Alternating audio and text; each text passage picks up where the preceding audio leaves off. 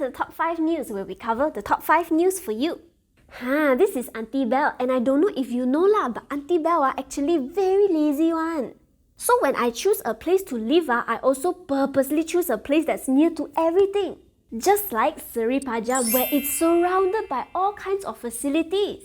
Seri Pajam is located within the city centre, just 4 km away from Aeon Mall, so you don't have to go so far when you want to do your grocery or if you want to spend time with your family. Not only that, Seri Pajam has easy access to highways such as Plus and Lekas Highway, so it's well connected. And lastly, this place is located very near to big cities such as Kajang, Cheras, Putrajaya, Bangi and Seremban. This makes Seri Pajam located well within the education hub and Malaysia Vision Valley. So basically, you can easily access everything in Seri Pajam lah. Wanna learn more? Check out www.seripajam.com.my/ufala for more information lah. Okay lah, now let's get into the top 5 news this week. Walao, nowadays the cases, you got see or not? 17,000 cases eh. So not surprisingly lah, the health ministry said that the Omicron wave is going to peak at the end of March. But Health Minister Khairi Jamaluddin said that this is just an estimate lah, they agak-agak only. But I mean, looking at the cases, I think it might be true lor, but I also just agak-agak only lah. So with all this happening, he wants us to continue getting the booster, do self-test kit, and employers take note lah. Better let your workers work from home lah. But of course, let's not so kanchiong about the numbers first. Let's just focus on doing our part. Now speaking of Omicron, did you know that our neighbour Singapore just approved the first oral COVID-19 treatment? It's basically some sort of pill that Pfizer created called Paxlovid, and it's for adult patients with mild to medium symptoms. This pill, you just need to take twice daily for 5 days right after you get diagnosed.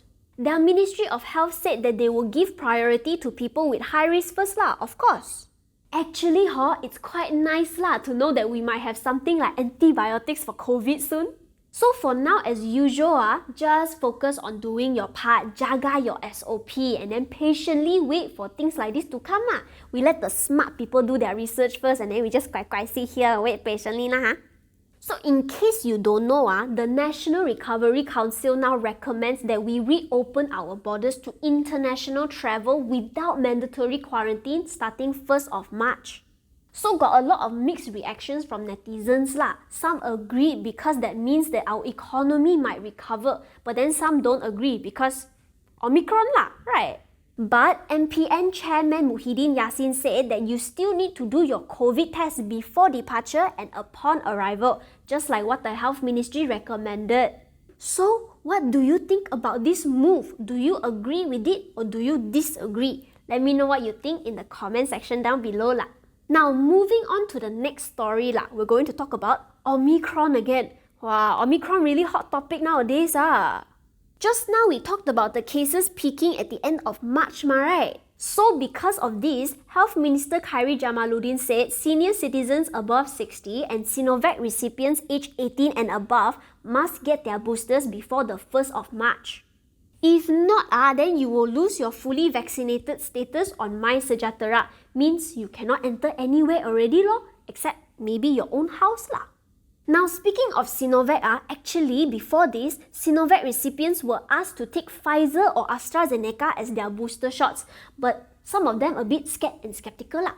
So Khairi Jamaluddin now says, any booster better than no booster lah. You guys can go ahead and use Sinovac as your booster shot lah. But of course, he still recommends Sinovac people to get Pfizer or AstraZeneca lah. Now this last story is finally not related to COVID-19 It's more to political tea lah. Let's go. I think by now everybody also know that UMNO President Ahmad Zahid Hamidi is facing charges for corruption in court, right? This one everybody also know lah. But even with the charges, Ahmad Zahid seems to still be able to continue with his business deals. Now, just an update lah. Apparently, there's a massive KL project worth 1.2 billion ringgit that is found to be linked to his family. Basically, the companies that want to redevelop the site of flat PKNS Jalan Tun Razak are linked to Saiful Nizam, which is Zahid's son-in-law. Of course, there's a lot we can talk about Zahid and what he did, but this one only summary show ma. We got enough time that. So if you want to indulge in his stories, you can read all of them on Newswav, now available on website also. Go check it out lah. Don't say I never show you. Okay lah, that's all the time we have this week. Thank you so much for watching, and don't forget to like and subscribe, and also follow us on our Facebook, Instagram and Twitter.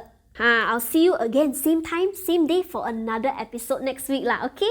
Stay safe, take care, and bye-bye!